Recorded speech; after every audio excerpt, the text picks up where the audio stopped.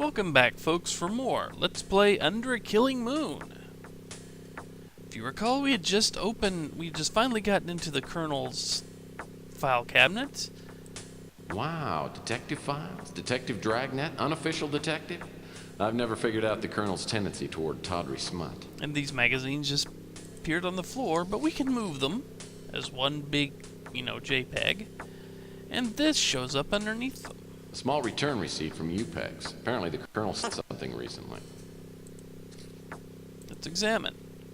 And he sent something, oh goody, to Melahn Tode again. So we have to go visit her and ask about it. Darn it. Since we still do not have the combination for that safe.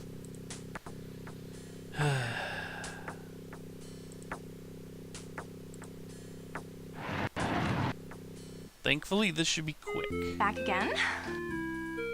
I've been thinking, I think we could, be friends. I think you should stick around and talk to me for a while, because, I don't want to be lonely. No.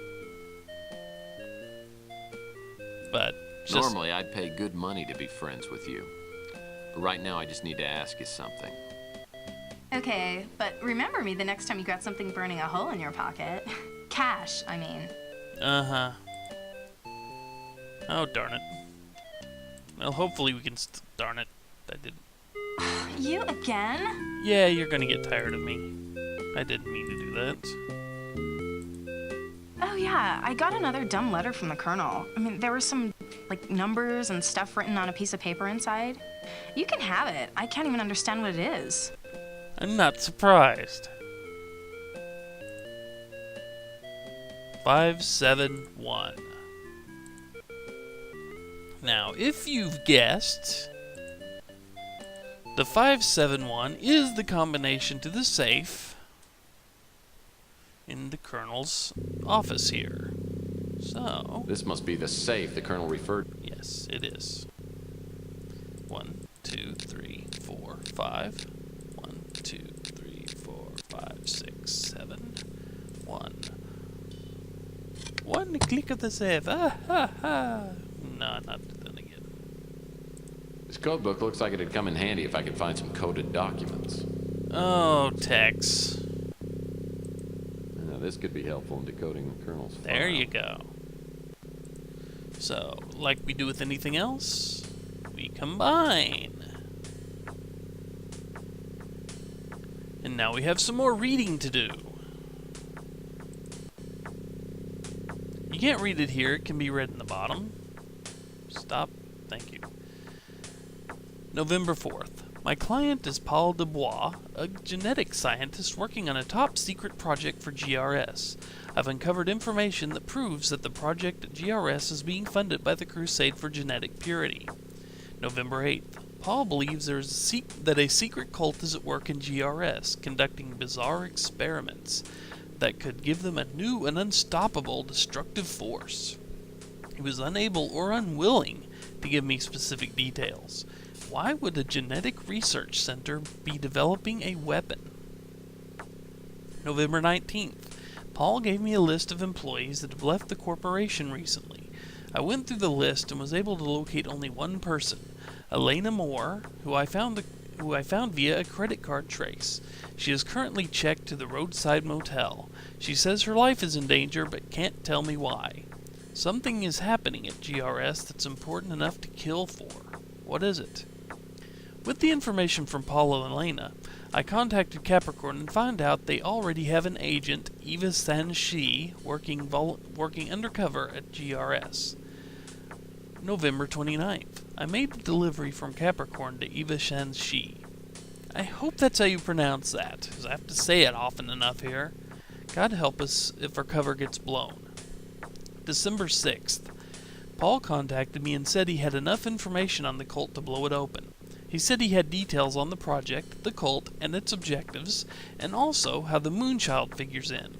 We agreed on a meeting place where Paul would give me the details. He never showed up. Both Paul and Eva Sanshi have vanished without a trace. I've tried to follow the trail, but I've been constantly blocked by a dangerous character known as the Chameleon. My official contacts at Interpol have told me that he's a master of disguise. My unofficial contacts tell me that he's a Native American, a shaman. It's rumored that he possesses the ancient power of shape-shifting, the ability to appear in different forms. If this is true, he could be anyone. I'm not sure who I can trust now, and if the chameleon's working for the cult, it must be headed by someone very powerful. December 8. G.R.S. has been disbanded. Is the project finished? Am I too late? December 10th. There are eyes in the shadows following my every move. A voice in my head is telling me to hurry before someone stops me. But now I've lost my contacts at Capricorn and haven't found any answers. I need to find a way into G.R.S. Well, that's kind of disturbing, isn't it? Something at a genetics lab was working on a huge weapon. But we have 2 names in that organization that we might be able to look up. Well, 3 names actually. We have Peter Dubois, Eva Sanji, and Elena Moore. So, we just happen to have a location for Elena Moore, or we should. Yes, a roadside motel. Let's head there now.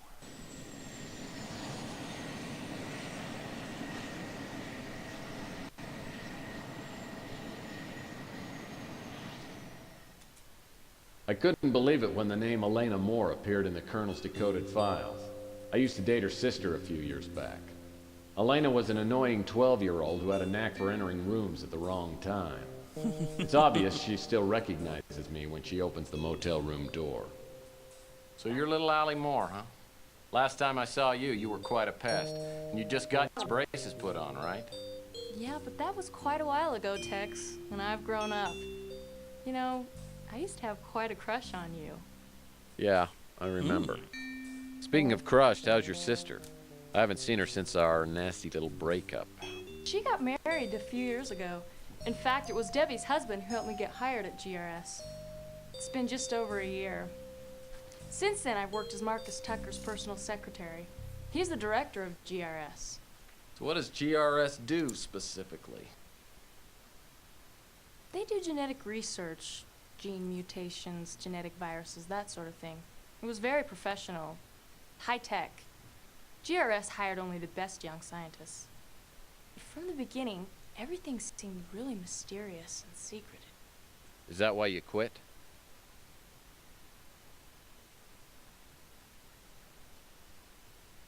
I didn't leave until I started receiving the threatening notes. At first I didn't take them seriously, but they kept coming. I decided to get away and use my vacation time. But when I got back, someone had gone through my apartment. That's when I checked into this motel. How did the Colonel find you? I don't know. He just appeared here one day. It took him a while to convince me that I could trust him. But now, for all I know, he's dead. I'm scared, Tex. Really scared. Look, I'll do what I can to help you, but I need to know everything. Why do you think someone at G.R.S. wants you out of the way? I'm not sure. Since I was Mr. Tucker's assistant for a couple years, I had access to most of his files. Maybe someone thinks I saw something I shouldn't have.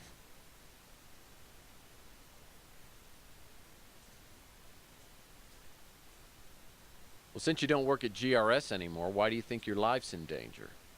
The last day I came to work, I got a note that said my life was in immediate danger. When I saw that someone had broken into my apartment, I knew that I wouldn't be safe anywhere. Sounds like my next move ought to be to G.R.S. Can you help me get in? Yes, I still have a pass key to the main doors. You can take it, but please be careful. G.R.S. has a 24-hour security watch. With the Colonel in the hospital, I have no one to turn to. I don't know if I should, but I'm going to trust you. I tell Elena to sit tight and wait for me till I get back. I also warn her to keep the door locked and not open it for anyone except me. Elena obviously doesn't know anything more than what she's told me. She's given me the break I need, though, a pass key to G.R.S. Like the Colonel, I have a feeling that G.R.S. will provide a few answers. Okay. Now, we should head straight to G.R.S. That's generally the best option. But for now, we're going to go somewhere else so I can save. If If you notice, the auxiliary panel is not open to us yet. And if you did go to G.R.S. right off the bat, you likely curse yourself in very short order because you could die literally within about 10 seconds of entering G.R.S.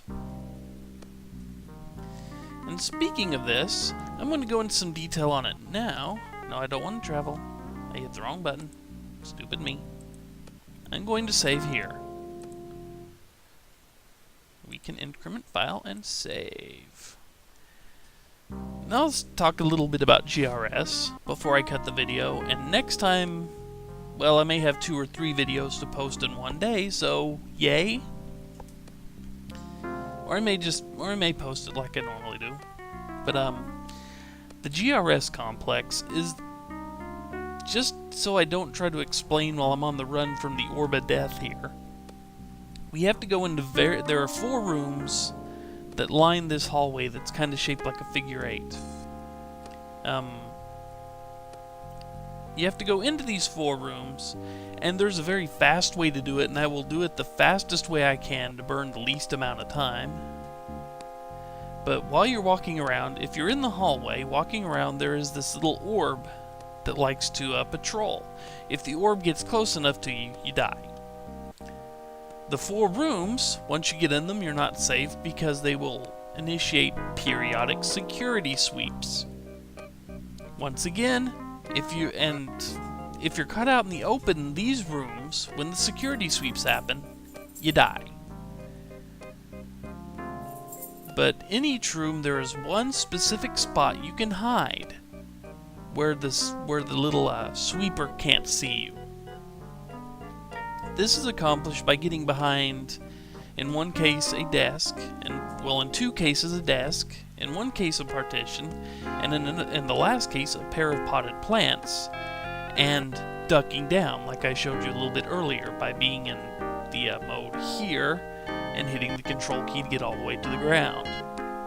Now, there's a bunch of very specific things to do at G.R.S., but the main one, well, you will see when I get there, but the main one involves getting into a safe and then locking this freaking droid in it so it can't spot you anymore, and you can learn all about G.R.S.'s plans. So, it's not a lot of fun. It's a lot of fun, but yet it's probably the most fun and least fun you will have that I have with this game is this little sequence that's coming up next. And I'm going to do it all as one long unbroken video and chop it up as necessary. So, next time, G.R.S. Hope to see you then, folks. Take care, everyone.